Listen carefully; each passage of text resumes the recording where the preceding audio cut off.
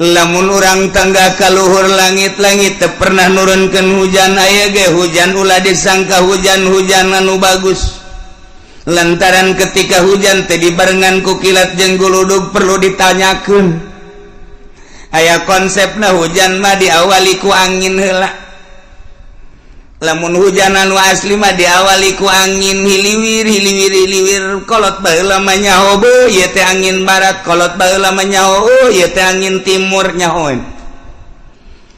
dina angin eta lah lain sambarangan angin orenganan Allah keur metakeun di luhur mega sia lain mega konde mega keur didorong ku angin ku Gusti Allah tadi ka manakeun ieu teh mega sesuai jeung perintah Allah malaikat anu mamawa angin malaikat anu nuduhkeun ka mana angin kudu cicing ieulah angin hujan teh kitu heula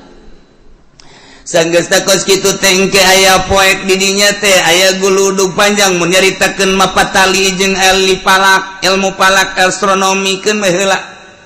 tidinya keke aya guludug nah bakal aya kilat ngegenyai nyai ieu karak hujan mantep ieu mah teu puguh teu karu aya hujan ditanya aya hujan ngeribis teu nyahoeun teh budak di mamang aya hujan aya gede cenah aya guludugan teu nyahoeun teh mah budak teu nyahoeun wal bejakeun wae dia ya odol-odolan di negara nyin hujan sih emang kumaha gitu ulah panas teuing we semprot aku hujan tembak sekali nembak sabaraha juta teh anda kula nanyakeun hujan aya guludugan kiai ya sia rasakeun Gusti Allah ngajelaskeun tentang keberadaan negara. Setelah Allah merinci satu-satu negara nu pernah disiksa ku Gusti Allah, negara Yordania dengan Kangjeng Nabi Lut, umatna teu ngimankeun dibalikeun ku Gusti Allah. Kangjeng Nabi Soleh, Kangjeng Nabi Nuh, Kangjeng Nabi Hud, Kangjeng Nabi Syuaib. Jeung Nabi Nuh diutus, kemudian masyarakatna umatna teu percaya, dibanjirkeun ku Gusti Allah. Masyaallah. Jeung Nabi Soleh gitu keneh dibere angin ku Gusti Allah. Kangjeng Nabi Hud gitu keneh negara-negara nu pernah disiksa ku Allah, ya Palestina, ya Suriah, Yordania, Yaman, ialah negara-negara anu kudu dijadikeun itibar ku urang supaya dijadikeun barometer kacamata sangkan negara urang ulah terjadi seperti eta. Sebab ketika Allah ngutus seorang nabi, ngutus seorang rasul, dibohongkeun ku umatna, siksa ku Allah. Nah, lain bae baheula dorojolna Kangjeng Nabi urang ketika Kangjeng Nabi urang dibohongkeun ku umatna, awas cek Gusti Allah. Teu menutup kemungkinan siksa bakal datang sarua bae. Setelah Kangjeng Nabi urang pupus, dilanjutkeun ku para khulafaur rasyidin, dilanjutkeun ku para tabi'in, dilanjutkeun ku para aulia-aulia Allah. Aulia Allah teh seakan-akan utusan nu melanjutkan Kangjeng Nabi, kepanjangan tangan dari Kangjeng Rasulullah Muhammad sallallahu alaihi wasallam. Ketika dibohongkeun ku umatna, tunggu siksa sarua bae. Masya Allah. nu mantak cek Gusti Allah walau anna ahlal qura amanu wattaqau lamun bae ahli nagara anu ngabarohongkeun ka para rasul nu diutus ku Gusti Allah nyana ngimankeun ka Allah jeung ka para utusanana di samping imankeun teh wattaqau ngajaga nyana kana iman sieun besi kuper jeung maksiat jauh tina kakupuran jeung permaksiatan. Lamun iman ka Allah ngajaga iman ngajauhan permaksiatan ngajauhan perkefuran Allah janji la fatahna alaihim barakatim minas samai wal ard niscaya kaula nu agung bakal ngalimpah ruahkeun ka nagara tersebut teh kabarokahan ti langit jeung ti bumi konsepna dua hiji amanu dua wattaqau bakal limpah ruah subur makmur loh jinawi lamun urang nyaritakeun barokah wa asal barokah teh hatina asal kabarokahan teh subutul khair al ilahi fi tetep da kahadean kabagusan bangsa pangeran dina naon bae nu aya di muka bumi ieu. Ketika orang ningali langit pinuh barokah lantaran langit ngahujanan cai-caina anu ngajadikeun kana tatanian jeung jajadian. Lamun urang nyaritakeun kabarokahan bumi bin nabati jararadi boro-boro nu dipelak nu teu dipelak ke jararadi barokah ngaranna. Lamun urang hayang kos kitu konsepna dua hiji amanu dua wattaqau Allah janji la fatahna alaihim barakatim minas sama wallah tuturkeun ayat Quran ieu mah lain pidauh bupati mah lain pidauh gubernur lain DPR MPR jeung presiden ieu mah nu boga langit bumi katut eusina nu boga dunia nyarita mun hayang la fatahna alaihim barakatim minas samai wal ard dua amanu wat taqau iman takwa ya Allah dibaca nama hampang iman takwa babari jasa iman takwa di pemerintah ge lamun pidato teh jauh ti eta iman takwa balik bae ka imah intip ku sia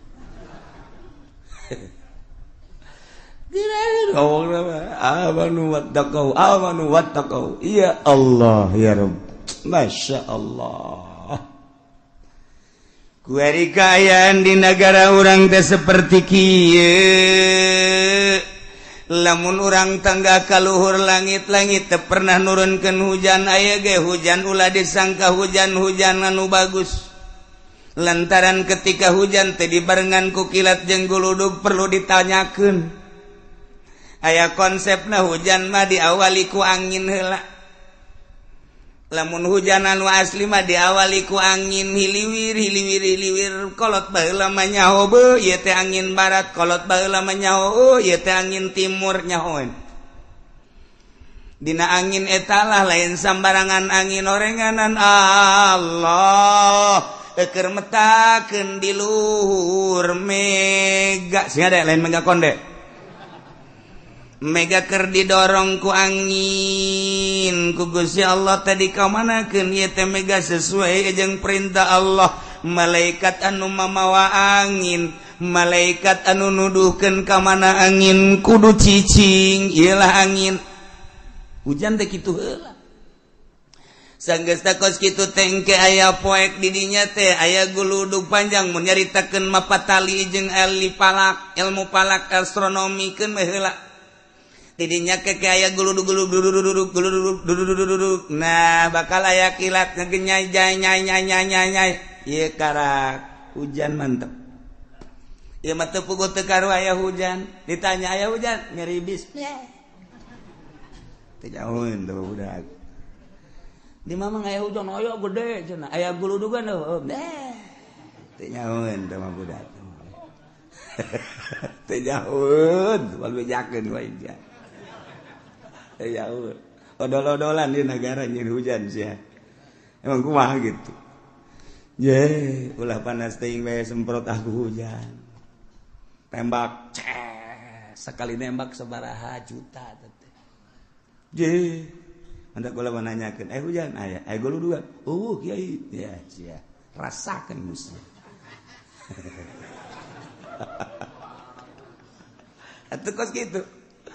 Pada dasarnya hujan teh kos gitu.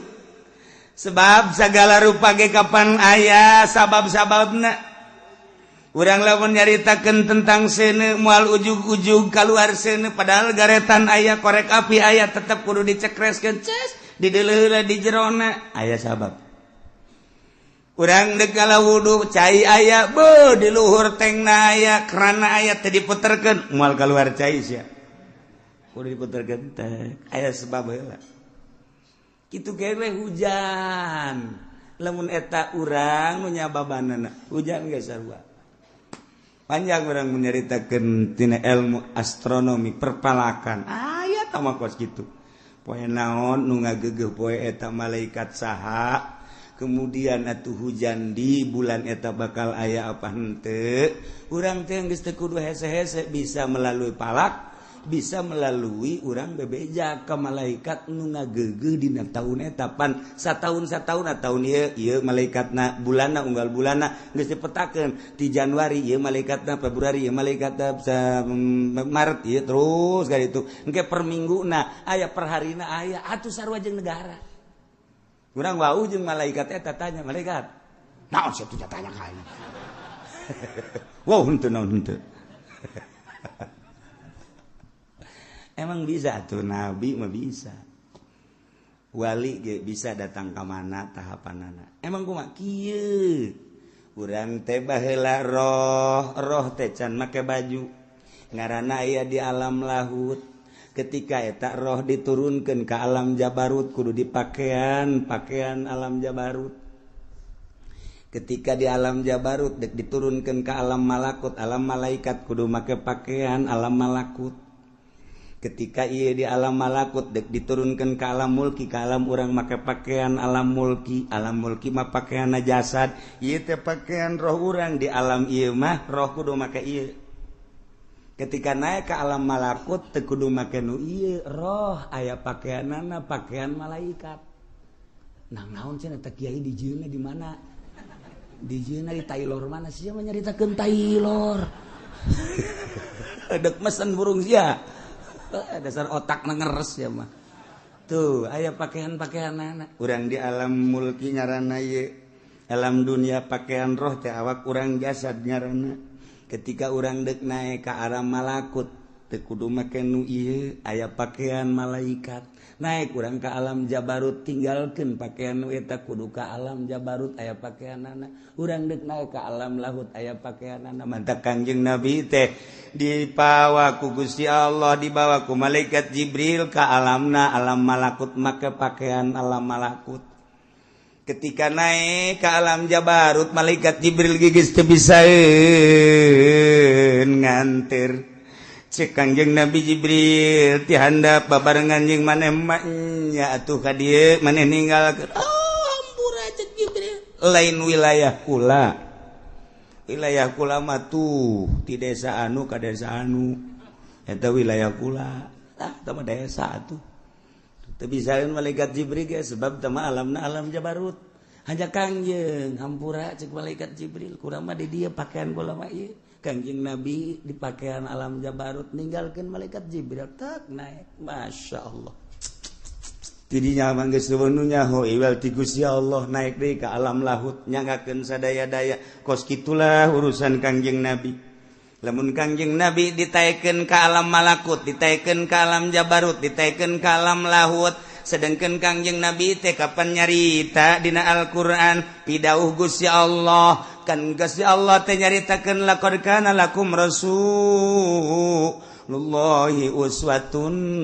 hasanah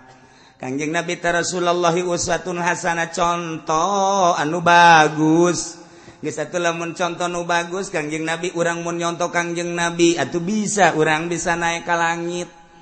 lamun urang geus tuturkeun Kangjeng Nabi atuh bisa naik ka alam jabarut atuh lamun urang terus nuturkeun Kangjeng Nabi atuh bisa ka ditu naik ka alam laut tinggal kumaha carana atuh tuturkeun Kangjeng Nabi cuman moal bisa lantaran Kangjeng Nabi enggeus nyarita ti Gusti Allah wa ma utitum minal ilmi illa qalila tepati maneh dibere tina ilmu kecuali saeutik anu bisa kadinya mah hanya segerintil teangan coba di Kabupaten Tangerang nu bisa naik ka luhur langit teangan coba melalui bupati jeung sekretarisna coba pangnengankeun lain naik ka luhur langit mebes ka laut modar eta tuh kan berarti aya sebab lamun eueuh manusia anu kos kitu hancur Jakarta dipimpin ku hancur Indonesia untung aya kene jelema nu kos karar itu nah ieu mah keur carita jelema lamun geus datang ka alam malakut berarti manehanana teh geus teu ngabutuhkeun ieu naik ka alam malakut babarengan jeung malaikat bisa negor ka malaikat ieu rek nyaritakeun eta maksudna oh ono opo malaikat ti mauk bener di mah nya ono apa sih nakon-nakon begini malaikat ini kira-kira bulan ini hujan apa enggak cak malaikatnya naon urusanana atuh sia hujan jeung teu mah urusan pangeran teh mendek nanya bae tapi mah rahasianya ulah dibejakeun ka jelema moal awas ieu mah kan urusan di alam malakut lamun sia turun ke alam jabarut ke alam mulki nya alam nasut ngaranna urang teh ulah beja moal atuh geus dibere nya ku malaikat aya manusia nu dibere kos kitu sebab nyanana geus bisa ninggalkeun ieu oh jadi berarti awak urang ulah dahar ulah nginum paeh sia nu mentak ayalah paranti ngabersihan ruhani supaya ruhani teh bisa hihiberan sakumaha Kangjeng Nabi belah dieuna Sayyidina Umar belah dieuna Sayyidina Abu Bakar belah dieuna Tuan Abdul Qadir Jailani belah dieuna Syekh Nawawi Tanara belah dieuna Syekh Asnawi Caringin belah dieuna Syekh Daud belah dieuna tah nu kurang dizarahan di kitu Ki Mansur nu kurang dijarahan diunggal para wali eta teh nu rohna geus bisa ninggalkeun ieu nyana make pakaian alam malakut aya tuh leuweuh wae atuh ese negara acak-acaka ya Allah ya Rabbi masyaallah karim lamun urang di zahir ku hari teh budak mah make pakaian SD handapna beureum luhurna putih merah putih budak teh kuari di SMP, pakaian SMP, kuari manehanana neuk digawe di desa, make pakaian desa, kuari neuk digawe di kecamatan, make pakaian zonan garang PNS, kuari digawe di kabupaten, make pakaian PNS tanggeus lain deui, kuari bupati ge pakaian lain deui, gubernur lain deui, presiden lain deui, aya pakaian-pakaianana. Di alam eta ge sarua. Masyaallah karim. Nah ieu maka jenta mah keur carita urusan ilmu kawalian nu mantak urang kudu ngabersihan ruhani urang belah dieuna maka karak ngabersihan hate doang ulah ujub ulah takabur ulah ria ulah sumah ulah hubud dunya ubah hubul jahubur riasa piceunan nu kos kararitu ya Allah ya Rabbi miceunan eta ge seseleh bijanan eta teh seseleh lain nalagaan nu mantak dibagilah di awak urang teh sababaraha lelembutan lalipatul qalbi latifatur ruh latifatus sir latifatul qafi latifatul akba latifatun lapas latifatul qalb hiji-hijina latifah anu kudu dibersihan kudu didatangkeun nu mantak ngaranna teh aya takholi jeung tahali takholi piceunan nu garoreng engke tahali asupkeun ka awak urang terapkeun anu bararagusna lamun urang geus bisa takholi nu garoreng dipiceunan ku urang secara total tahali nu bagusna ku urang dia terapkeun di awak urang bakal tajalli ya Allah ngomong mangeunah kapanggih bae jeung bupati dibere duit dilegleg iya ese dua deket takwari manaon sababna begitu jelema jadi muih hajut teu bisa khusus salatna jelema begitu asup ka partai teu bisa khusus salatna kurang mangayakinkeun moal bisa khusyuk wani disumpah sombong cenah kuci aing waktu sombong-sombong mah aing mah waktu sombong-sombong bae kadeuleun nu husu mah lain kitu tarangna kunaon barang jadi pemerintah acak-acakan ieu naon kitu ngaranna ibadahna bisa ngajahokeun naon tah teu beres kolbuna pagaweanna henteu takholi nya teu miceunan panyakit henteu tahali ngadatangkeun akhlak-akhlak anu bagus sifat-sifat anu bagus kanyaoan kadaharanana kapan ti pemerintah mah pajak ai pajak mah kapan haram secara mutlak geus lamun kiai menta ka pamarentah haju dileg-leg ku kiai teu celi anjing lamun bisa husu celi naon anjing celi naon ge anjing lain celi sia atuh celi aing mah hiji-hijina dua mun nyeudeuk diteuk-teuk celi anjing bae mal bisa hus ekstrim ilmu toriko mah kabeh ge ekstrim walain teu ekstrim sadunya kabeh ilmu toriko mah ekstrim bae ajo kiaina di ekstrimkeun kitu marah atuh geus eueuh marahnya nama daek tuturkeun teh daek geus cak aing haram ih cenah kos kitu mah moal maju teman nagara ih kos kitu haram pajukeun ku sia rodaan ku sia nagara dorong aing mah lain nyaritakeun maju deuk nyaritakeun bersih roh sia dek nyaritakeun kamajuan mah tah mah apruk-aprukan ngaranna aing ge ngarti bons ya nyaritakeun ngabersihan tuh ketika orang dibere ku pamarentah cokot dapil bala bagikeun ka batur ulah didahar je sok urang dahar je cenah kiai emang nu kitu henteu meunang henteu carita meunang teu meunang sia mah hayang meureun nya talian sia ku aing ieu mah keur carita deuk ngabersihan teuh lamun urang salaman dibere bagikeun ulah kaduhung mah kaduhung amat gede aduh malhusu teh basa bae maning leg-leg picet geus teh aing daya kitu keneh duit-duit anu urang rada mangmang ulah geus dahareun gitu keneh mulai urang salat ka Allah rada ngeunaheun ge Allah nikmat tuh terus beuki dipikiran beuki jiwit ku hari nyaetikeun geus bisa kos kitu nyaetikeun saeutik urang mah sok nyaetikeun teh di hareupeun jelema lamun dareupeun tamu mah cemi geus sadaharna tilu ieu na ge tilu set deuk kadeuleula saeutik mah cak tabu teh hebat amat mah kiai geus zuhud jasa hebat kana dunia geus tamu balik bae dahar deui cak pabajikan lah kaji kok dahar deui tadi aing nyabaturan tamu abeh ku pajar tamu pajar tasawuf saeutik jadi loba kuari dong tuh kuari mah boho itu biasa tah eta kan bloon eta kiai geus apa adanya bae gembul-gembul biasa malah urang teu gembul ge di hareupeun jelema mah gembul bae batur can nambahnya nambah pareng kabiasaan kos kitu bae udah dia menyaritakeun ngabersihan kolbu lain bantrak-bantrakeun hese tapi kudu emang kumaha gitu hayang nyahol lazatna ibadah khususna salat atuh kudu kos kitu kajen kumaha ge puasa bae tapi bukana teu beres moal aya lazat urang puasa bulanan tahunan tapi duit pamarentah dileg-leg bae duit ti dia dileg-leg bae teuk datang ka khusu bae lain cak kula cak Imam Ghazali kula mah nyambung lidah doang cek Syekh Athaillah nu boga hikam kula mah nyambung doang cek Imam Kusyairi nu boga Kusyairiyah kula mah nyambung doang sakadar nyampaikeun doang nang macaan ai kiai na geus ulah nanyakeun aing sia sia mah sia bae aing mah aing ih engke beda urang lamun oh jeuh nya surtil ngaranna filter beda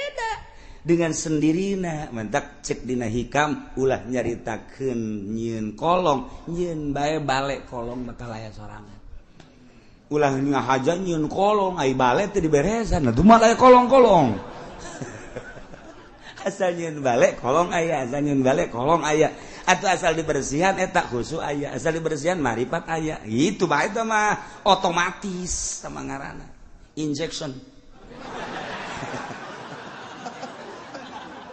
saya yang serikeun aing. Ya Allah ya Karim. Nah, ieu mah keur carita bersihan gerage sebab di awak urang aya roh, di jero qalbu aya sir. Di jero qalbu urang aya sir, di jero awak urang aya ruh. Ruhna qalbu, sir ruhna awak urang ruh. Jadi berarti aya 4 dimensi di awak urang. Dimensi zahir awak urang, dimensi batin roh, dimensi jero qalbu, dimensi jerona adalah sir. Aya nu datang ka awak doang pikih ngaranna, aya nu datang ka qalbu mulai tasawuf tasawufan gene, aya datang ka sir, aya datang ka ruh ibadat. Mentak ditata geus datang ka mana urang ibadah. Kadeulean bakalna sebab ibadah zahir mah kos kitu, ke lamun naik ibadahna geus datang ka qalbu kos kitu, aya cirina, ke lamun naik di ibadahna geus datang ka roh kos kitu, sir kos kitu. Gitu sebab naon alamna beda, alam urang alam nasut naik ke alam malakut pakaianna lain, tingkahna ge lain, naik ke alam jabarut pakaianna geus lain deui, naik ke alam laut nu nyaho iwal ti Gusti Allah Subhanahu wa ta'ala. Dicaritakeun sote horenganan aya wali Allah Subhanahu wa ta'ala. Nah,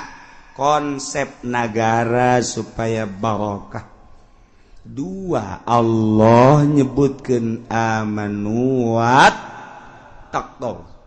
taqwa, iman jeung takwa. Kuali lamun urang nalah negara urang tangga kaluhur langit teu pernah ngahujanan, urang neuleuh ka bumi sawah telaan kuari mah neuleuh ka empang cai mah ayangan hararejo, neuleuh urang ka perkebunan kuari geus bararotak geus lain hejo, neuleuh urang ka jalan cai kuari cai teh butek aya anu kering eueuh caian, bahkan aya nu geus sababaraha daerah kekurangan cai. Berarti kan pinuh ku teu berkah. Ketika urang kapanggih jeung jelema asa teu menyatu sia-sia aing-aing. Padahal mah masyarakat jeung pamarentah teh hirup di hiji nagara teh eta pamarentah teh ngurusan aset-aset negara jang rakyat. Tapi kunaon kuari mah rakyat ketika neuleuh polisi asa pa aing-aing. Ketika rakyat neuleuh abri asa teu menyatu kos lain alam. Urang lamun neuleuh polisi okos di alam luar, polisi mah lain urang Indonesia, nya mah urang planet. Urang lamun neuleuh abri kitu kene kok teu menyatu amat sih? Aya naon garis pemisah antara masyarakat jeung polisi, antara masyarakat jeung abri, kitu kene jeung pamarentah. Komo lamun masyarakat ngadenge pengacara jeung hakim asana geus lain deui jasa. Padahal mah ayana hukum teh jang negakeun keadilan jeung kemakmuran kejujuran di bangsa di negara urang. Kemudian lantaran urang bodoh minta bantuan ke pengacara supaya nu bener dibenerkeun, nu salah disalahkeun, tapi pada kenyataan nama horenganan lain kos kitu. Kulantaran lain kos kitu, masyarakat ngadenge pengacara teh geus tabu, masyarakat ngadenge hak hakim teh geus tabu, masyarakat ngadenge jaksa teh geus tabu. Geus asa lain bangsa Indonesia nya nama bangsa jin tu. Lain deui teu berkah. Ketika urang ningali nu keberkahan mah ieu langit nurunkeun hujan, hujan teh karasa ku urang tiis lantaran dibarengan ku angin, nyelecep hujan teh sing kolocor digigir imah urang di sawah di jalan. Sapoe 2 poe katingali kos ngembel taneuh teh ieulah pinuh barokah, teu kebal jarara dijukut di sisi-sisi imah urang di sawah di huma di kebon-kebon. Masya Allah menang saminggu hejo ngeplok kadeuleuh ku urang jembar rarasaan hate teh neuleuh pasawahan teh Masya Allah suburna nu luar biasa, caina ngemplang teh lila di pelakan parehejo rata luar biasa. Urang ningali ka sawah, di sawah teh loba caian Masya Allah, lauk betik jeung lauk julung-julung, lulumpatan bunga jasa. Kebelah dituna aya lele, segala aya gabus, Masya Allah. Ningali di solokan-solokanana ya Karim, eta mah lele rombongan.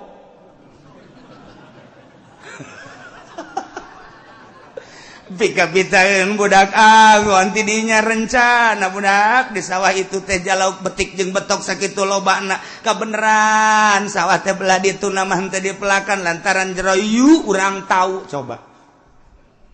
coba bebejakan nu boga sawahna mang ja ieu mah henteu kapelakan ku kula dek ditaunya henteu nanaon atuh ke bagi dua jeung mamang masalah geus mang ditau ya Allah keplok masya Allah eta lauk datang ti mana araraya nu betik nu betok julung-julung balik ka subur ngaranna pinu barokah ya Allah ya Rabbi mancing caritana ceuk asal diturunkeun pancing cabut asal turunkeun pancing ayaan eupan hiji menang 5 ieu mah eupan 20 teu menang hiji acan teu berkah teh ngaranna kos kitu teh loba teuing eupan batan meunang ieu mah eupan hiji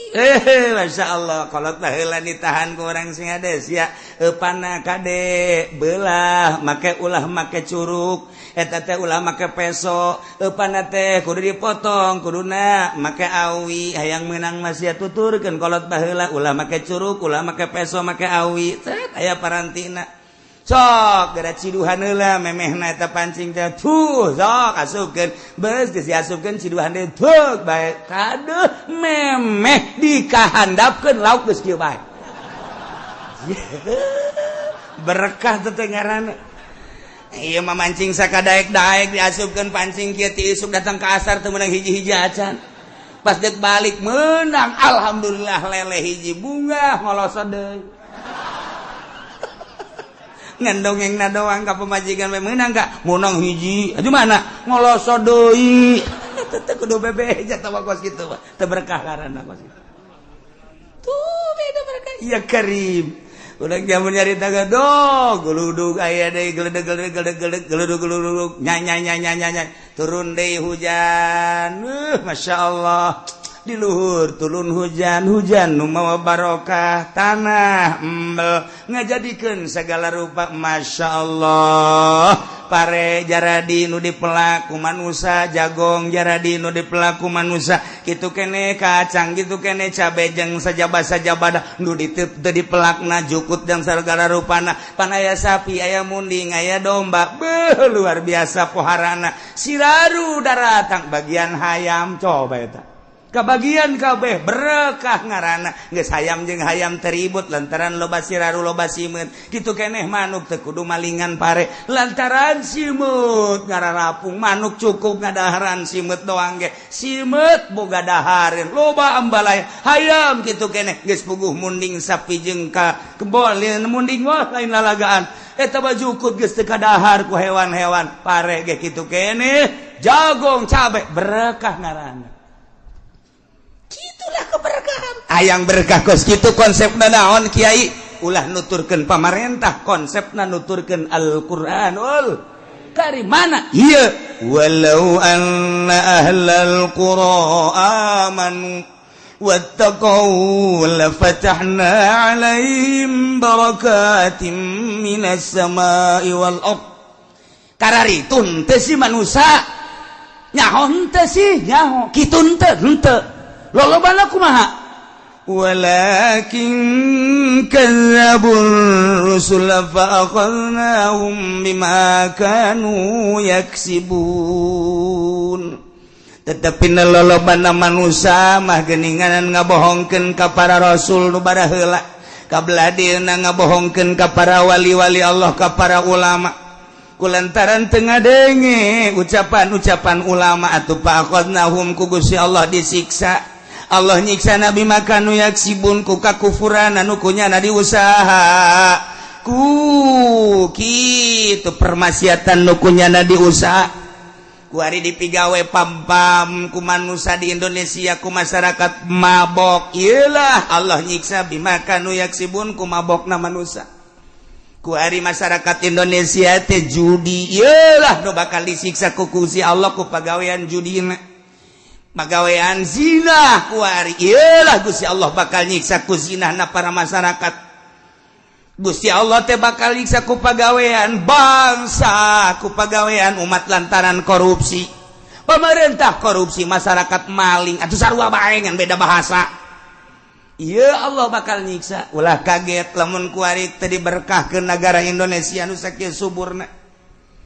tetangkalan narareueuh kuari mah beuh pare-pare geus teu panen sakarawang sasubang Bandung Indonesia Tangerang mah geus puguh pertanian ieu tapi kapan aya sabaraha kontrakan kuari anu ditutup we nu ngontrak teu berkah kan ngaranna teu berkah kuari anu boga 50 kontrakan kuari aya anu 10 doang anu ngesi 40 eueuh barang ditanyakeun lantaran pabrikna gulung tikar balik teu berkah aya deui pengontrakan nu belah ditu eusi namangan unggal kontrakan loba nu maling bae pindah nya ka kontrakan lain teu berkah sarua bae ieu teu berkah ya kuari ya Allah ya Rabbi nah urang lamun neuleuh di Indonesia lamun urang ningali ka India kamari kapanasan 4000 nu pararae sabada kapanasan kuari dihujanan ku Gusti Allah geus 2500 nu paeh mejeunana Pakistan kamari 2500 keur panas paeh kuari dihujanan ku Gusti Allah 1000 nu paeh hitung ku sia teu kudu make kalkulator sabaraha ribu Kashmir deui geus aya hampir 1000 nu paeh dah pararae padahal malamun ku urang dihitung eta teh derajatna kakarake 49 derajat can 50 suhu di Arabia mah geus mencapai 50 tapi henteu naon tenan siksa mah geus kitu. Aya naon eta di India? Nu nyaho. Iwal ti jelema nu nyaho. Atuh heses yang masih ngomong. Aya seorang dai waliullah dakwah di India kemudian pada bulan Rajab kemari ieu jelema tersebut diculik dibawa ke Amerika dibunuh hiji waliullah. Nomor kedua ya jelema dakwah di India sarua bae istimewa dakwahna eta teh kira-kira umur 45 tahun jelema loba jasa nu arasub Islam culik deui ku Amerika dibunuh deui di Pakistan hiji golota mah kemudian nyada dakwah lain lalagaan hebatna eta jelema dakwah teu perlu kumaha dicaritakeun ngaranna kemudian tangkap di Pakistan dibunuh keneh di Pakistan terakhir di Kashmir eta ge sarua bae dibunuh kula geus boga piling ngan aidek ngomong besi nyanyahoanan sakula di bulan Rawah teh asana India disiksa kajen kumaha sebab nu dua eta wali Allah nu di Pakistan wali Allah asana kajen kumaha kena siksa ngan teu ngomong we kula Masya Allah terjadilah sabaraha ribu datang ka kuari panas paeh loba cai paeh kan hebat ulah sanawara ieu dicaritakeun sote lainna naon sing hade atuh di negara urang ulah terjadi seperti kitu yuk urang tingkatkeun sifat kebangsaan urang sifat kitu kepatriotan urang keagamaan urang ngahiji sakumaha baheula ulah aya gap ulah aya jurang pemisah antara urang jeung pemerintah antara urang sesama urang ieu mah urang salap itu modern kok aya beda nu modern ka salap sinis bae orang salap teu pernah sinis kanyana eta menyaritakeun tentang kebobrokan modern atuh lain sinis ngaranna ngajelaskeun nya teu pernah sinis tapi kunaon nyana embung kapanggih ieu nu bakal jadi siksa kitu keneh jeung pamarentah jalain keheul nu jadi pamarentah ge kadang dulur urang kadang tetangga urang kadang kawauh urang ketika dicaritakeun kabok-brokanana pajar aya ge lain karena sehat sing hade sia ulah kitu atuh ieu negara urang ieu teh lain nu maneh ulah mentang-mentang kerja di pemerintah bupati gubernur presiden asa nu aing nu urang kabehan wajar lamun urang negor kade ulah sok kamalinaan teuing da leluhur urang inget leluhur urang baheula ieu teh hasil merdeka teh nang kolot urang baheula nah nyatukeun ku urang ieu akibat daripada pasalia Muhammadiyah ka dieu lempangna NU ka dieu lempangna Golkar ka ditu lempangna P3 ka dieu lempangna PKB ka dieu kapan cenah jang bangsa kok beda-beda sih nah ieu lah nu kudu ku urang diperhatikeun diamati supaya urang ngahiji aya butuh mah partai pek bae ketika teu butuh deuk kudu dikumahakeun deui nah lamun urang amanu wattaqau Allah janji la fatahna alaihim barakatim minas sama lamun geus dibere barokah kan ngeunaheun urang hujan turun ngenaheun tanah jadi tatanen gitu keneh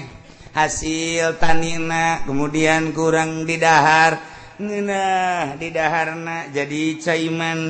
mani disalurkeun ka pamajikan urang cara nyalurkeunana make aturan Islam maca doa heula urang Allahumma jannibis syaiton wa jannibnas syaitana ma razaqtana mun teu nyahoeun mah pamajikan nanya mah ngadoa heula emang nanaonan ih sia mah kumaha sih engkos duduk ngariung bae jagana ngata ku ka pamajikan aku kudu ngaji mah teu ngaji pajar ngariung urang udah kan salurkeun ka pamajikan urang set ketika urang dek keluar cai mani aya babacaanana di jero hate bae lantaran ayat supaya naon anakna supaya nyaho kana agama ya Allah aya aturan-aturanana engke disalurkeun aya lah terkandung di jero beuteung ibu keluar masyaallah gunting rambut di marhabaan deut kabelah dieuna aya HP malaikeun gunana tak lantaran tadina dibacaan di doa aya TV bungeun nya nama ngan deuleu doang paling ya ieu mah nu bantak anak urang gede can sakola geus sayang meuli HP kemudian dibelikeun jamarah bae main internetnya na di HP ge wih luar biasa kabelah dieuna bisa muka sorangan tek nu susu teh nu ping-ping teh budak leutik eta teh kos kitu geus teu bisa ditahan ku kolotna kolotna mandi ku nya dipoto tolong teh coba belon teh anak nu kos kitu coba ulah ngabelonkeun ka anak baheulana teu ngadoa geus kulantaran teu ngadoa atuh anak setan pan setan teh bebeja ka gangjengna ka Gusti Allah Gusti hari abdi teh bagian pamajikan abdi di mana atuh Gusti teh dijawab ku Gusti Allah setan nunjukkan ka Gusti Allah Gusti ai pamajikan abdi di mana 3 kali kakarak cek Gusti Allah barengan jelema anu jima jeung pamajikanna teu maca bismillah heula teu ngadoa ka ai mentek ketika aya lalaki teu maca doa heula teu maca bismillah heula eta teh horenganan bareng jeung setan ketika keluar anak setan geus ku ari nu mantakna aya nu nonton TV bae atuh pantes lantaran anak jurig geus sia nu kumaha lah cenah kiai ulah kaget jakulana ge jurig ai kitu onam komplotan jurig kabeh burung Laila konsepna walau al qur'an wattaqau dibulak-balik supaya urang teh ieu bisa ningkatkeun iman urang bisa ningkatkeun takwa urang ka Gusti Allah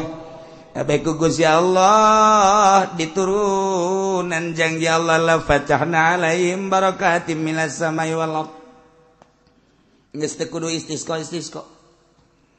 asal amanu wattaqau Allah pasti nurunkeun la fatahna alaihim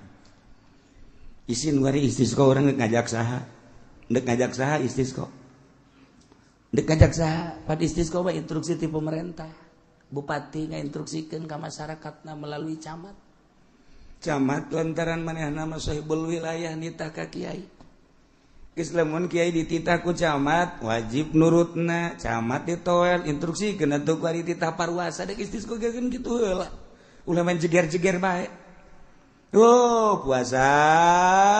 heula 3 poe geus beres puasa kakarak surtil ku kiaina ieu ulah ilu berangkat ku ari ka lapangan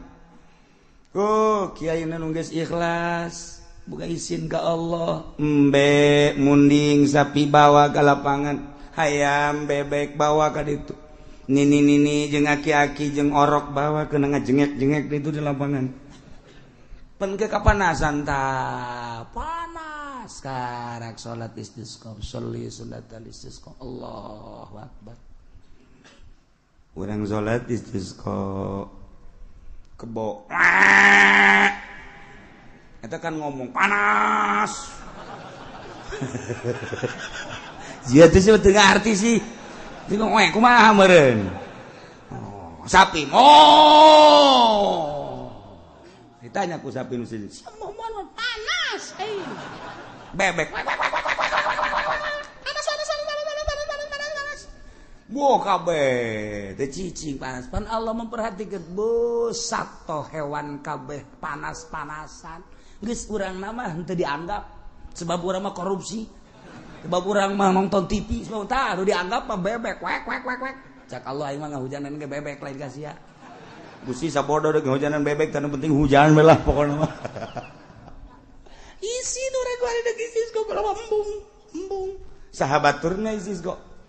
sahabaturna jatuh meminta ke Allah supaya hujan kudu nu beres atuh Kangjeng Nabi mah keur maca khutbah alhamdulillah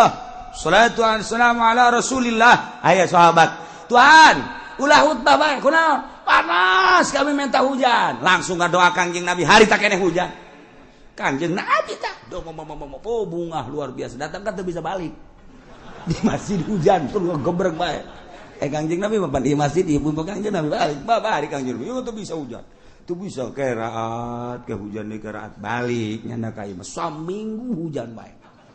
saminggu turun hujan wow datang ka aya imah-imah nu ka bawah imah-imah panggung-panggung mah ka bawah segala pagar-pagar ka bawah nyanda Jumat deui jeung Kangjeng Nabi begitu Kangjeng Nabi baca khutbah ngacung deui aya naon deui sia cek Kangjeng Nabi kamari ngomong ulah kieu atuh hujan ge Gusti kunaon emang atuh ambalah aya cak jalan teu kada jalan wajir Kangjeng Nabi langsung ngadoa deui ret hujan turun tuh model kos kitu Kangjeng Nabi Masya Allah nah ieu wani urang ge lamun nuturkeun jelema nu ikhlas mah aya nuturkeun nu teu ikhlas aya teh ge nutas naon ngaranna istisqa di nelayan di hari penelayan di haharuan ku kiai sama istisqa sih di nelayan itu ibadah ya orang mah pokona mah di mana tadi mana belum teh coba ngajawab kalau dimaksud nah yang hujan itu urusan hujan urang pangeran urang mah penting mah istisqa baik itu menang gajaran pan teu datang ka maksud dong mah datang ge kan ibadah doang istisqa dilaksanakeun tahajud henteu intip urang barang penting hees bae cak sia ibadah bego hah ai kamari sia ngomong tahajud sia tuh coba hayo tahajud mah nu ngalem jeung urang mere duit tuh kan tembung aing menuturkeun usara itu embung mun ikhlas tu andieu karak daek atuh kiai bae uai ge embung ieu bae konsepna laksanakeun amanuat taqau lamun hayang subur turun hujan ge urang kabehan di imah masing-masing tingkatkeun iman urang tingkatkeun takwa urang lobakeun tadarruk ka Gusti Allah taubat ka Gusti Allah penta masing-masing Gusti abdi butuh cai sok penta sakali dua kali ai istisqa teu bisa mamaning ngadoa bae ngan ieu amanu wattaqau bisa ku urang dipake tawasul ahli-ahli Allah sakumaha Sayyidina Umar tawasul sakumaha Sayyidina Ali tawasul ketika hayang turun hujan teh urang ge nyaritakeun ieu bae Gusti teh janji cek Gusti dina ayat Gusti teh walau anna ahlal qura amanu wattaqau lamun ahli nagara arariman jeung tararakwa cak Gusti la fatahna alaihim barakatim minas sama'i wal ardi langit bakal nurunkeun hujan bumi bakal ngajadikeun jajadian tina sabagian hamba Gusti teh abdi Gusti abdi teh hayang ningkatkeun iman abdi takwa abdi sakieu mah jararasaan abdi geus tingkat jasa sia cak Gusti Allah ningkat ya cak aing mah henteu mal ka dihujanan engke urang makin hari terus engke ge aya ti Gusti Allah masyaallah mentak ai kudu nama amanu wattaqau pimimpin nagarana kudu ngainstruksikeun ka masyarakatna kudu ningkatkeun keimanan jeung takwa ka Gusti lantaran besi disiksa ku Gusti Allah engke lamun arariman jeung tararakwa makan ku Gusti Allah teh dibere kabarokahan langit turunkeun hujan anu pinuh bakal nyuburkeun bumi bakal ngajadikeun jajadian pinuh kasuburan tetapi nahorenganan walakin kadzabu fa akhadnahum bima kanu yaksibun lolobana mangabohongkeun ka para rasul para nabi ngebohongkeun kuring apa ka para wali ka para ulama atuh Allah bakal nyiksa ku pagawean-pagawean nunang tangan ka Gusti Allah. Nauzubillah min zalik. Yuk masing-masing di imah masing-masing geus ulah waka ngajakan batur sorangan beh heula jadidu imanakum bila ilaha illallah lobakeun maca la ilaha illallah lobakeun maca sholawat ka Kangjeng Nabi. Kablah dieuna terus tingkatkeun katakwaan urang ka Gusti Allah, mata urang takwakeun ka Gusti Allah, ulah didelekeun kana paharaman-paharaman ceuli kitu keneh, irung sungut kitu keneh tujukeun ka Gusti Allah. Kadanan para wali mah geus ninggalkeun alam ieu naek ka alam malakut, pakaianna geus pake pakaian malakut. Dementak lamun malaikat meneuleuh karoh roh nu aya di kuburan malaikat atuh urang lamun geus aya di alam eta bakal neuleuh karoh sakumaha nu kukula sering dicaritakeun Mama Sobari Cilimus keur mingguan pan kieu tangga kaluhur innalillahi wa inna ilaihi kaget pan jamaah kabeh naon mama roh Mama Ilyas Banjar naik ke langit pupus. Itu bisa kadeuleuh hujan. Bisa kadeuleuh. Haji Pendigi kabarieun heula kuntilanak. Meureun sabangsa manan kitu ge nya. Tak bisa deuleuh roh lain sabaragan. Berarti kan hamba Allah aya nu bisa. Contoh Mama Sobari. Mama Sobari teh murid Mama Khalil Bangkalan. Ai Mama Khalil Bangkalan murid Syekh Nawawi Tanara. Ayo Mutanam Nawawi Tanara murid Ki Hamid Khatib Asambasi. Ayo Makah Hamid Khatib Asambasi murid Syekh Samsudin. Ari Syekh Samsudin terus kata Tuan Abdul Qadir. Jeh, nu mantak bararsi batur mah tuh bisa kadeuleuh. Geus, ieu mah keur carita mun geus aya di alam malakut ninggalkeun alam ieu bakal kapanggih urang jeung roh bisa ngobrol. Urang mun zarah ngobrol. Assalamualaikum. Woi, apa kabar? Baik-baik saja caknya nanti. Oh iya. Bagaimana di sana itu? Bagaimana keadaannya? Wah, gersang sekarang. Iya, ngobrol orang dirinya. Emang ngobrol lah gitu-gitu tuh lain. Kayak siapa datang ke kuburan gitu, hayang pajar hebat. Takol, habak. Itu kudu ngomong kos gitu di roh mah roh jeung roh ngaranna ge. Lain mah kayak iya ngobrolna. Urang ngadang urang ngadinya tek we. Oh, geus bae urang mah cicing. Terus ngobrol juga. Tak besi aya di kuburan nu ngahaneng. Eta okos naon eta? Geus ulah diberjakeun lah pokona mah. Eta jara keur ngobrol. Tah, engke ge haju aya engke ge sejarah aya. Saya tadi ngahaneng kana beuh, masyaallah. Kunaon? Aing kapanggih jeung uyut. Uyut. Heuh. Lain jeung malaikat lain, aing jeung uyut cakena teh.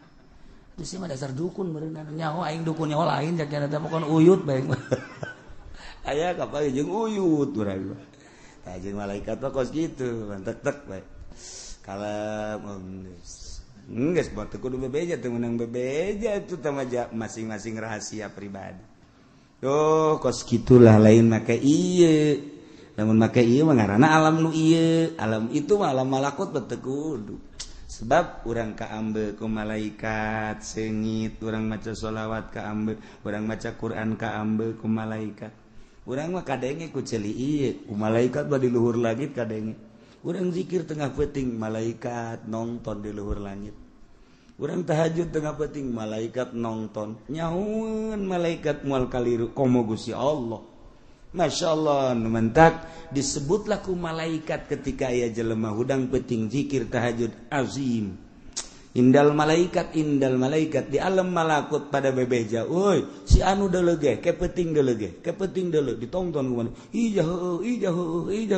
Malaikat kabeh di alam malakut teh ngahebat-hebat ngaagung-agung.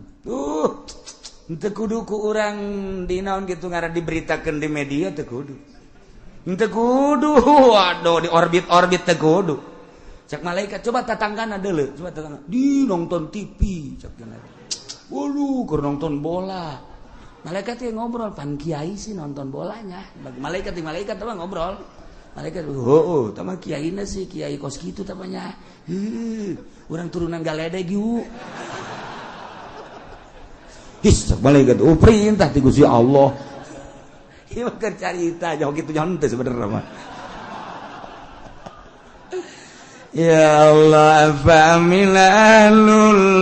qura wallahu a'lam. Gaduh putra diantarana ialah Qabil sareng Habil. Kangjeng Nabi Adam seluruh gaduh putrana adalah tis'atun wa salasuna 39. Boga anakna 39 Kangjeng Nabi Adam. Dunia sakil gana diesian ku 39. Sedangkan ablag-ablagan sepi meureun dunia eta. Kakarak Kangjeng Nabi Adam, Siti Hawa, haju anaka. Ngan ari Qabil mah, Qabil eta cak sariwayat mah lahirna di sorga, ari Habil mah lahirna di dunia, di dia di bumi. Cak sariwayat Qabil mah, Qabil eta kelahiran sorganya nama tah. Qabil, ari Habil mah kelahiran bumi.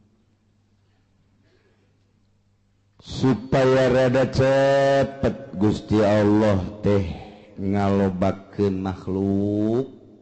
maka ngalahirna ieu Siti Hawa sakali lahir sajodo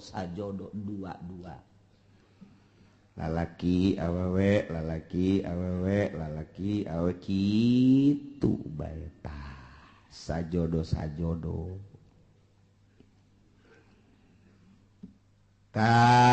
Kabeneran Qabil mah ngajodokna ieu jeung hiji awewe nu ngaran Iqlima gelis. Ai Habil sajodona jeung Labuda rada kurang gelis. Modal berbes lah gitu. Rada kurang gelis. Sedangkan instruksi ti Gusti Allah kawin teh silang. Disilang kawina lamun tadi Qabil ngadulurna ieu adalah jeung Iklima, tah si Iklima anak kudu kawina jeung Habil. Habil anu tadi kaluarna ngajodokna teh jeung Labuda, tah Labuda kawina teh jeung Qabil. Jadi disilang-silang. Anu pertama lalaki awewe, nu kadua lalaki awewe. Tah lalaki nu kadua kawin ka awewe nu pertama. Lalaki nu pertama kawin ka awewe nu kadua. Kitu bae tah silang ulah dikawin kuno babarengan jeung ngalahirna harita. Jadi teu meunang bareng jeung kembaranana. Etalah hukum di zaman Kangjeng Nabi Adam alaihis. Kawin dipersilakeun geus aya instruksi kawin, cuman instruksi hukumna kudu disilang teu meunang jeung kembaranana. Eta hukum mulai tadi dijatah. Lantaran begitu diinstruksikeun kawin. Umur kakarak 20 tahunan kabeh ge. Instruksi ti Gusti Allah kawin seperti eta, sak ti Qabil kakakna ngeunah bae sia Habil dikawinkeun ka kembaran aing geulis ka bapan aing nasi bae. Kawin ka kembaran sia ieu. Dideuleu atuh kulit. Ya berebes lah. Cak urang berebes emang ulu geulis gitu berebes. Tah eta kos kitu tah. Jadi kurang naon gitu amperna kurang naik Qabil. Jol be iblis datang ka jero hatena mulai ta iblis ge pan diusir di sorga leuwih ti heula pan iblis. Wah ini cak iblis bakalan guan asup ka jero hatena bil siapa pan kelahiran sorga sarua jeung aing mulia urang atuh. Habil onam kelahiran bumi India urang mah lain deui mulia tuh. Nu mulia ulah sok kawin kanu jore. Penghinaan mungkin nu timbul. tetep mulia mah kudu kanu geulis bae mun kawin kanu jorem mana teuing engke jelema jeung ke kadituna anak incu kobil mah kawinna kanu jore tah eta kan isin tabil cak juri ya pugu cak jalan teh atuh pugu embung ieu ge eta mah abah ngomong cenah hukum ti Allah eta bohong sebenarnya mah eta bohong eta eueuh ti dituna eta mah kabisa abah bae abah teh deudeuheun ka Ki Habil ka adi sia nu mentek dikawinkeun kudu ka kembaran sia nu geulis ai sia nu kakakna nu kelahiran di ditu kudu kawin ka adina Habil eta teh lain ti Gusti Allah kajen kukumaha ge bibisaanan bapa sia Adam ngaranna instruksi ka ditu demo apa ka ditu kamari kan demo ka Jakarta demo pugu ye ge cak Abil cak Kobil teh aing tetep bae embung kajian kukumaha ge embung bae beja ka abahna bah naon Kobil ubah abah bae ieu nu bener ieu utar atur nikah ieu aya kitu instruksi itu Gusti Allah asal teu adil ieu kos kieu ieu manya ai kula dikawinkeun kanu kurang geulis ari Habil dikawinkeun kanu geulis ieu teh akur kos kieu teh lain ti Gusti Allah kajen kukumaha ge kadengen ku Habil cek Habil teh Kobil ulah kitu aing mah jaan dek kata aing titah kawin kanu jore aing mah daek bae namun bener-bener ieu instruksi ti Gusti Allah aing mah geus kumaha Allah bae lantaran dia moal kembali hidup di dunia engke ge urang bakal baliknya ka Allah darah sia ngomong sangeunahna bae geus bae ieu mah bohong ieu lain ti Allah ieu kajen kukumaha ge lain ti Allah ieu mah kajen ti Abah ieu mah emang Abah bangka warah ya mulai tah eta lamun sok nyerekan Abah teh eta mimitina tah tidinya tah di Cikubaya duaan tah sok nyerekan Abah teh iya Masya Allah mulai tidinya cak Kangjeng Nabi Adam ita amarallahu Allah marintah ayuzawija Qabila labuda ukhtabil wa yuzawija Habil yaqlima ta eta teh instruksi ti Gusti Allah cak Kangjeng Nabi Adam anjeun Qabil kudu kawin ka labuda dulur Habil kudu kawin ka dulur itu Qabil ngaran iklima instruksi Allah teh bisa cak Qabil kajian kukumaha kula mah embung kajian kukumaha tetep kula mah sakali embung sebab ieu kula mah teu percaya bahwa ieu teh hukum ti Gusti Allah teu percaya mulai kakarak aya sakituan ge hukum Allah geus ditentang cek urang mah tuh kakarak tarurun di sorga pan mah tah saeutikan keneh jelema teh tah atuh matak naon narurut ka Kangjeng Nabi Adam henteu tanggeus mulai henteu nurut ya Allah terus bae iblis teh daekeun leupas ti Qabil iya mah kajian kukumaha kudu selesaikan masalahnya selesaikan ieu mah lamun terus-terusan kieu pan isin ka kadituna ieu isin urang engke banyak Qabil kawin jeung nu jore aya Habil kawin jeung nu tah eta isin gengsi urang mah panturunan sorga moal aing moal kajian kukumaha tetep bae teu hayang aing mah aja geus kieu kumaha kajian kukumaha ge urang pokona pas ini bae heula tah tidinya Qabil mikir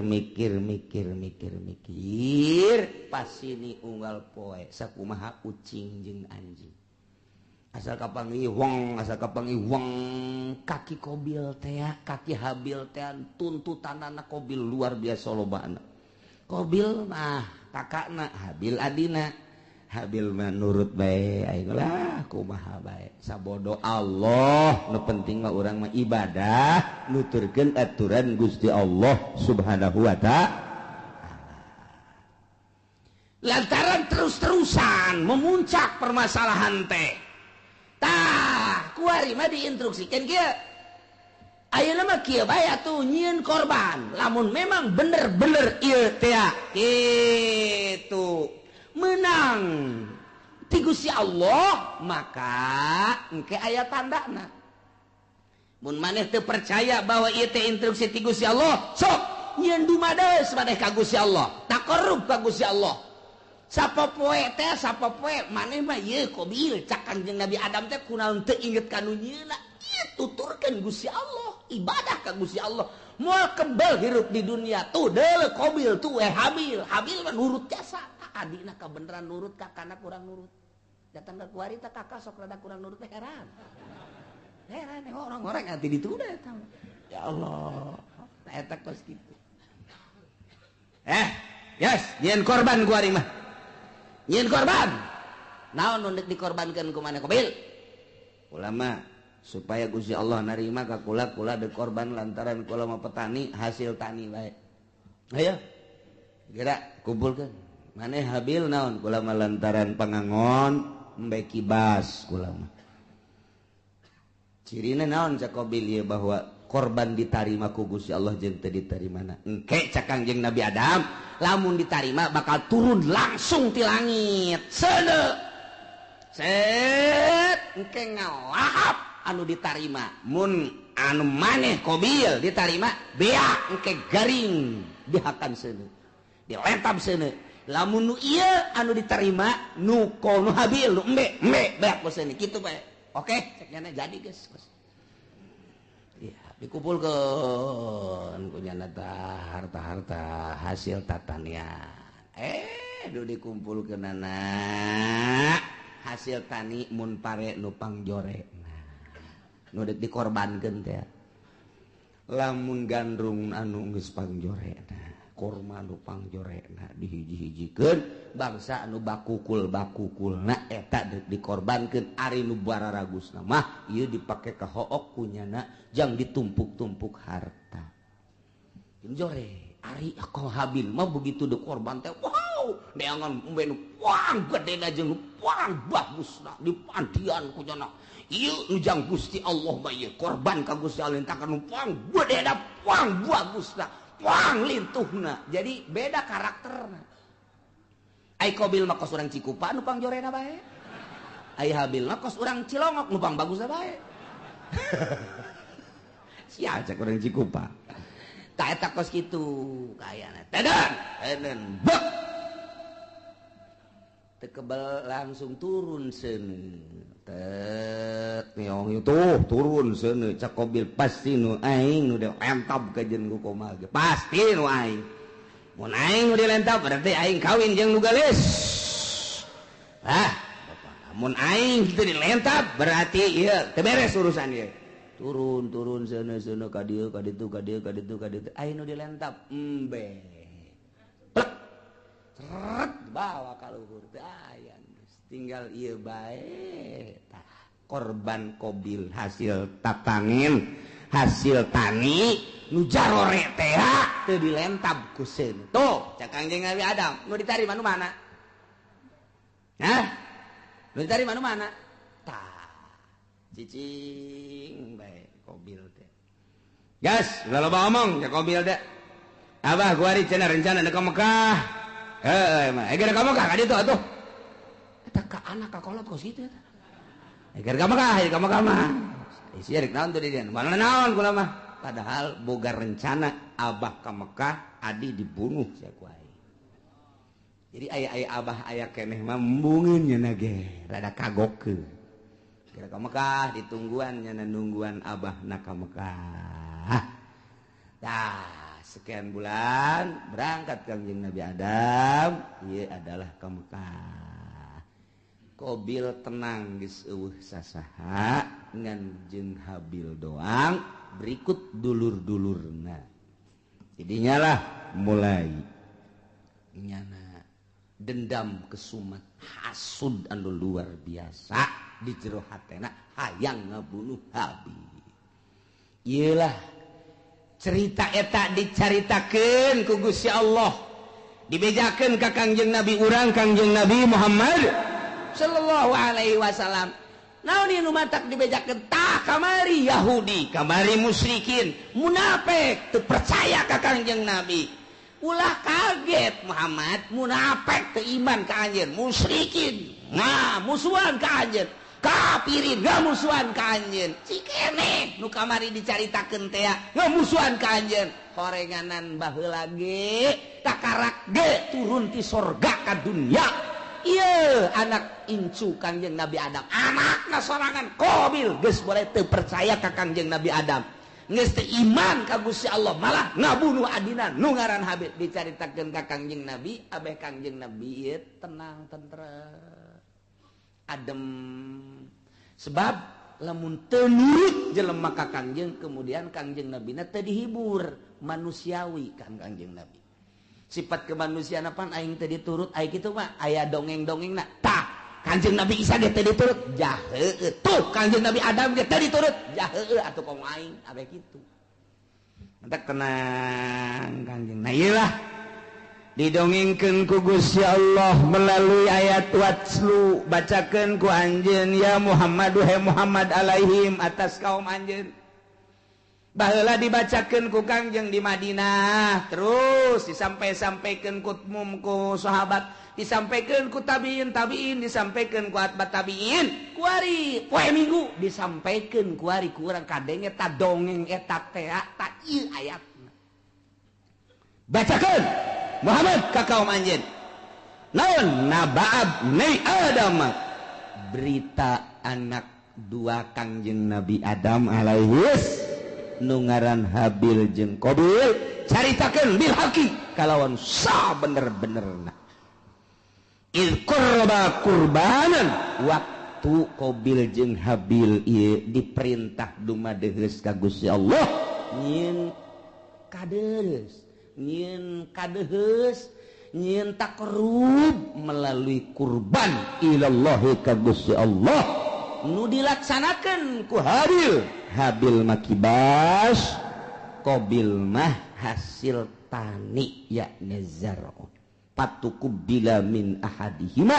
ditarima na ti salah sahijina hungkul nyaeta nu ditarima nu Habil ari nu Qabil mah teu ditarima walam yutaqabbal minal akhar kasimpulanana korban Habil mah diterima cirina dilahap seuneu Qabil mah teu ditarima cirina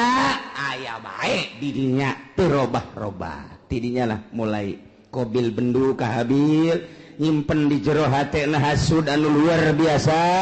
nungguan Kangjeng Nabi Adam munggah haji teu Kangjeng Nabi Adam munggah haji ngaharep Qabil ka Habil abah geus eueuh emak geus eueuh tinggal nyana bae Habil aya naon ka dieu naon cak Qabil la aqqa tulan bang aing bakal ngabunuh sia bunuh sia ku aing cak Habil qala 5 kok main bunuh-bunuh bae emang aya naon mana kurban mana mah ditarima kurban aing henteu ge atuh teh urusan Gusti Allah tah mah cak Habil teh innama yataqabbalullahu minal muttaqin nu ditarima teh jelema anu sieun ka Gusti Allah mukmin muttaqin ditarima ieu teu ditarima teh mah tuh urusanna lah kurang takwa berarti teh mah ulah ngabunuh kula ka Gusti Allah kan teu bisa gara-gara sia aing bogoh mah boluh sia ku aing geus bebeneran ditutur-tutur bae geus diagag-agag bae geus dikieu-kieu bae leungeun cak Habil cak adenaka dengan bahasa anu lemah lembut ka laim basatta iyadaka ma lain basatta ilayya iyadaka litaqatulani ma ana bibasiti yadiya ilaik li aqatulak bahasa lagi daheun Habil ka dek ngabunuh bae jak urang mah ieu azan sararieun jasa ka Gusti Allah lain basatta yakin pasti nyata lamun kakak ngagerakeun leungeun kakak manjangkeun leungeun kakak ngulurkeun leungeun kakak dek nampiling ka kula kakak dek nyabok ka kula kakak dek kabunuh ka kula ma ana bibasiti yadia ilaik kuring memual kudu males uluran tangan kula memual nyabok ka kakak kulama moal ngabunuh di setik terbersit di jero hati hayang ngabunuh setik hayang males kakak ngabunuh kulama dek cicing bae kakak pilih kulama cicing bae kakak dek jawab kulama cicing bae pokokna mah kulama moal ngabunuh sama sekali silakan kumaha kakak bae lantaran ini akhafullah rabbal alamin sieun jasa ka Allah eta habil mah bahasana anu luar biasa. Inni uridu an tabu'a bi ismi wa ismik fatakuna min ashabin nar. Cak habil teh asanyana kaula teh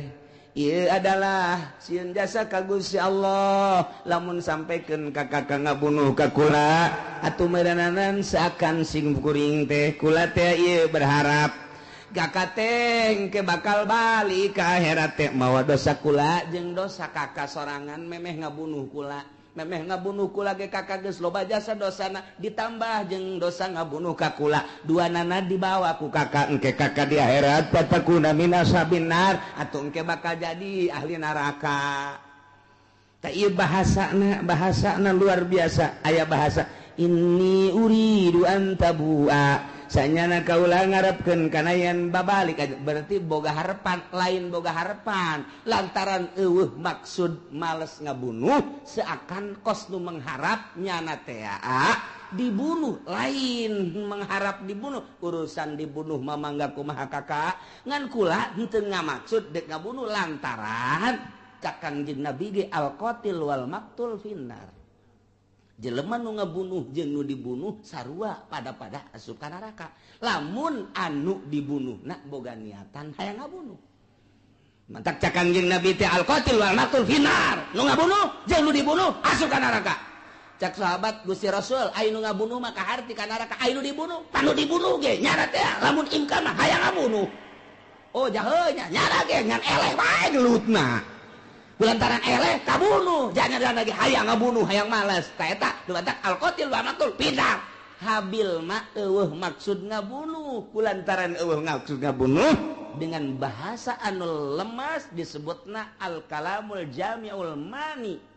mun cek ahli dilagah mah nu mantak bahasana inni uridu an tabu'a bi ismi wa ismika fatakuna min ashabin nar. Geus pihartieunana aduh kakak lamun kakak sampai ka ngabunuh ka kula jakula mah moal ngalawan teu hayang ngabunuh deui ka kakak atuh engke berarti kakak teh mun balik ka ditu teh mawa dosa dua dosa kakak memeh ngabunuh jeung dosa kula atuh engke di akhirat meureun pinuh ku dosa mangga sakumaha kakak bae kula mangan sakadarana nasehatan doang sia ngomong ke situ balangan nasehatan sakadarana wah ini teu bisa diomong ku kumaha masya Allah. Tah gitulah akhirnya kumaha dah langsung ditikem sanggeus sadikit tikem bingung aing ngabunuhna kumaha ieu can aya pembunuhan pan harita can aya pembunuhan cara ngabunuh ngaleungitkeun nyawa artina ieu ku sabab dikumahakeun lah bingung dijotos beusi teu bae digebug beusi teu bae dikumahakeun ieu dikumahakeun bingung nyana mikiran ngabunuh ge bingung lantaran can pernah aya nu ngabunuh pan harita mah manusia pertama nyana eta anak Kangjeng Nabi Adam anu ngamimitian dek ngabunuh datang ka ngabunuh ge bingung kumaha carana ngalamun bae habil geus aya bae di sisi dicekelan bae kieu dek dibunuhkeun bingung cara ngabunuhna kumaha cara ngabunuhna sok iblis asup deui ka jero hateun aya sia bodoh-bodoh teh atuh ngabunuh bae heseun amat cak iblis ya aduh itu kumaha aja can orang anu dibunuh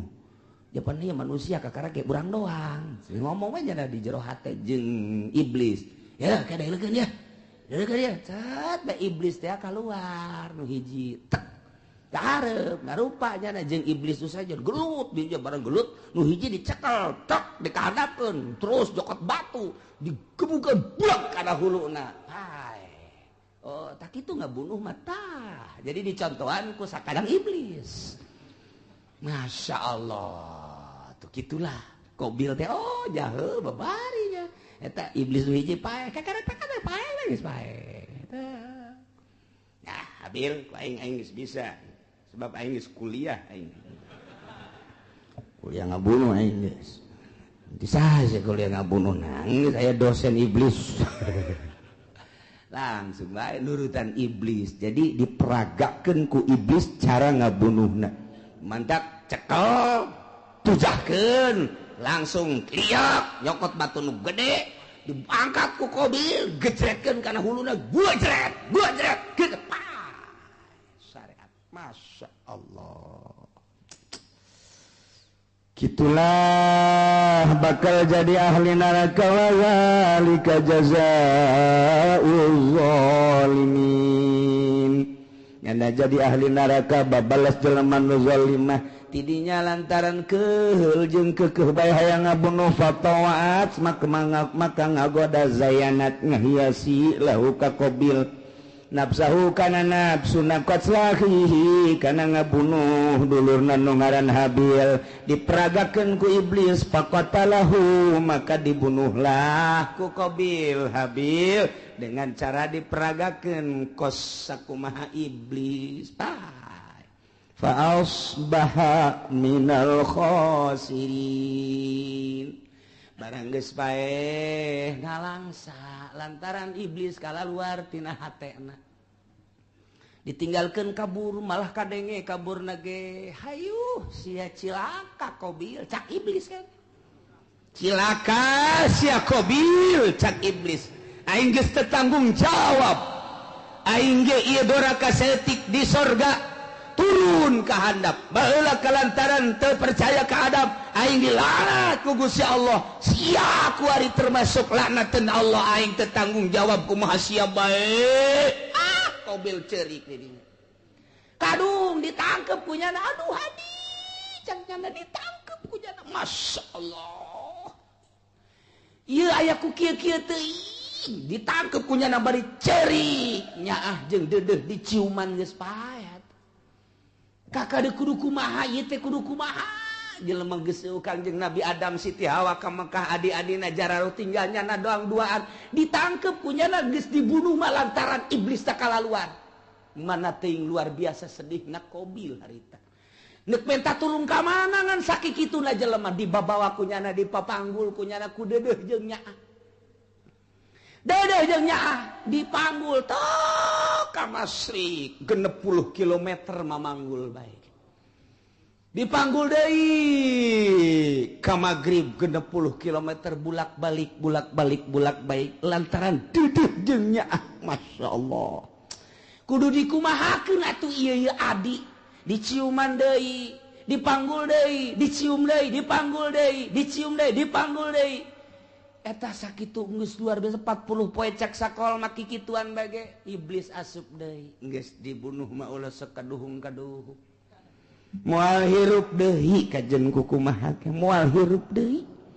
kudu kumaha tuh ieu kalanjutanana fa ba'asallahu ghuraba wallahu a'lam